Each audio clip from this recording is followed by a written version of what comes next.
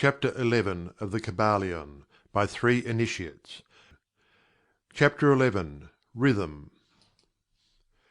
Everything flows out and in, everything has its tides, all things rise and fall.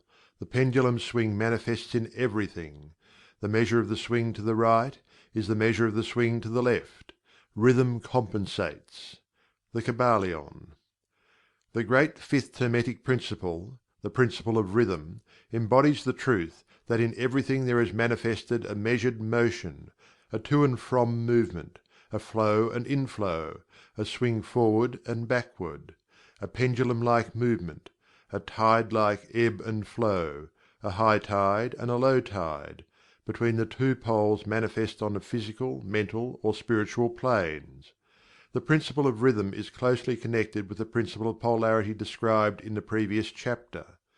Rhythm manifests between the two poles established by the principle of polarity. This does not mean, however, that the pendulum of rhythm swings to the extreme poles, for this rarely happens. In fact, it is difficult to establish the extreme polar opposites in the majority of cases, but the swing is ever toward first one pole and then the other. There is always an action and reaction, an advance and a retreat, a rising and a sinking, manifested in all of the airs and phenomena of the universe. Suns, worlds, men, animals, plants, minerals, forces, energy, mind and matter, yes, even spirit, manifests this principle. The principle manifests in the creation and destruction of worlds, in the rise and fall of nations, in the life history of all things, and finally in the mental states of man.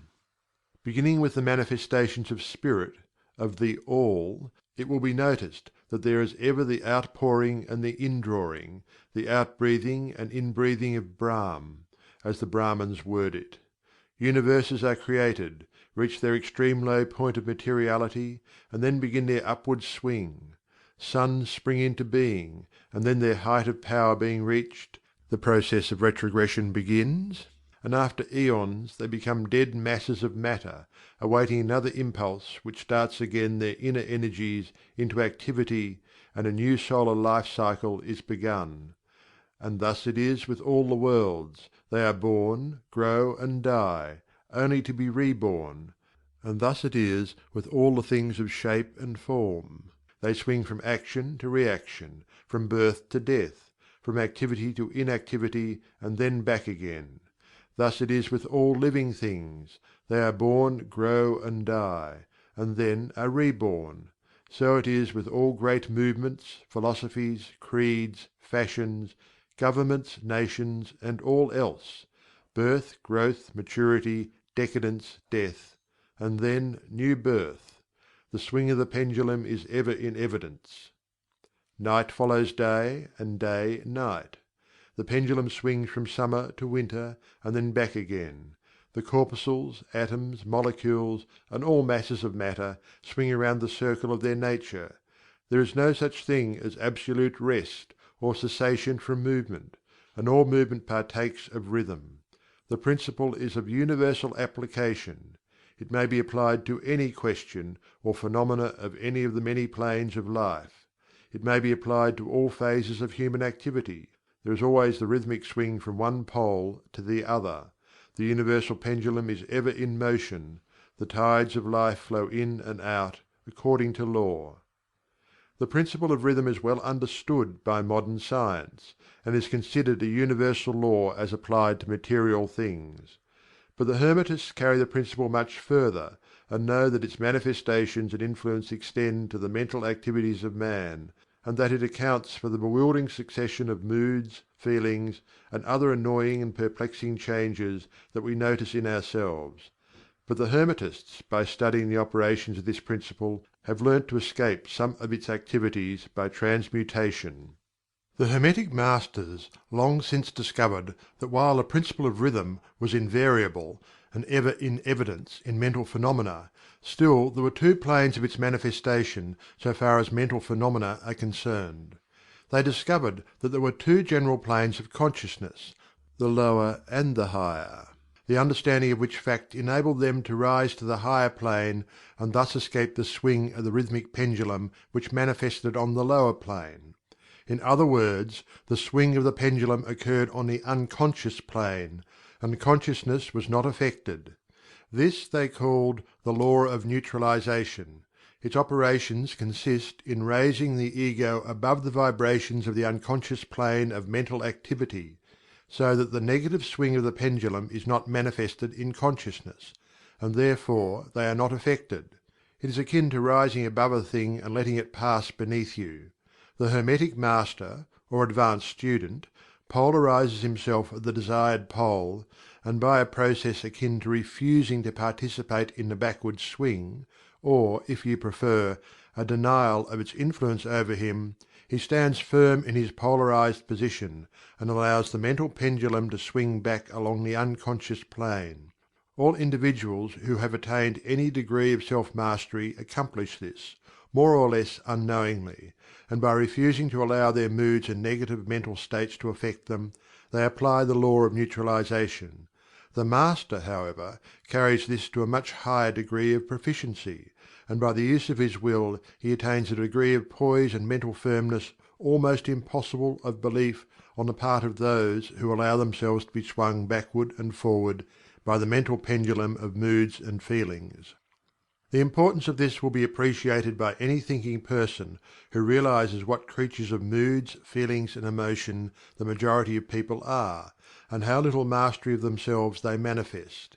If you will stop and consider a moment, you will realize how much these swings of rhythm have affected you in your life, how a period of enthusiasm has been invariably followed by an opposite feeling and mood of depression. Likewise, your moods and periods of courage have been succeeded by equal moods of fear. And so it has ever been with the majority of persons. Tides of feeling have ever risen and fallen with them, but they have never suspected the cause or reason of the mental phenomena. An understanding of the workings of this principle will give one the key to the mastery of these rhythmic swings of feeling, and will enable him to know himself better, and to avoid being carried away by these inflows and outflows. The will is superior to the conscious manifestation of this principle, although the principle itself can never be destroyed. We may escape its effects, but the principle operates nevertheless. The pendulum ever swings, although we may escape being carried along with it. There are other features of the operation of this principle of rhythm of which we wish to speak at this point. There comes into its operations that which is known as the Law of Compensation. One of the definitions or meanings of the word compensate is to counterbalance, which is the sense in which the Hermetists use the term. It is this Law of Compensation to which the Kybalion refers when it says, "The measure of the swing to the right is the measure of the swing to the left. Rhythm compensates." The Law of Compensation is that the swing in one direction determines the swing in the opposite direction, or to the opposite pole. The one balances or counterbalances the other. On the physical plane we see many examples of this law. The pendulum of the clock swings a certain distance to the right, and then an equal distance to the left. The seasons balance each other in the same way. The tides follow the same law. And the same law is manifested in all the phenomena of rhythm. The pendulum, with a short swing in one direction, has but a short swing in the other, while the long swing to the right invariably means the long swing to the left. An object hurled upwards to a certain height has an equal distance to traverse on its return. The force with which a projectile is sent upwards a mile is reproduced when the projectile returns to the earth on its return journey.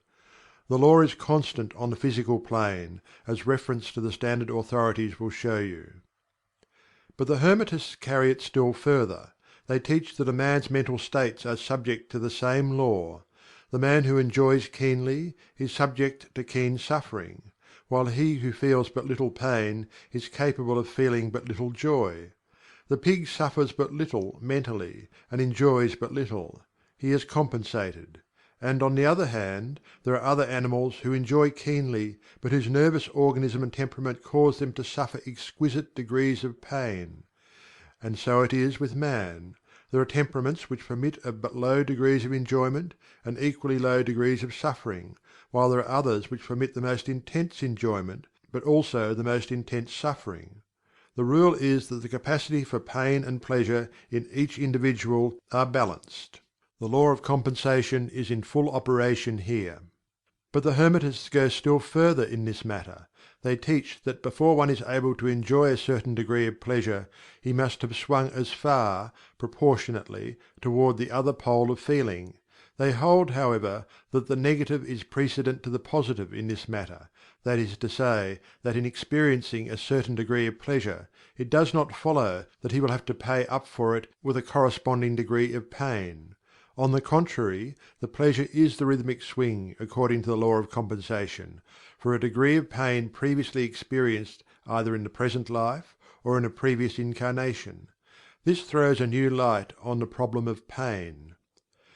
The Hermetists regard the chain of lives as continuous, and as forming a part of one life of the individual, so that in consequence the rhythmic swing is understood in this way, while it would be without meaning unless the truth of reincarnation is admitted. But the Hermetists claim that the master or advanced student is able, to a great degree, to escape the swing toward pain by the process of neutralization before mentioned.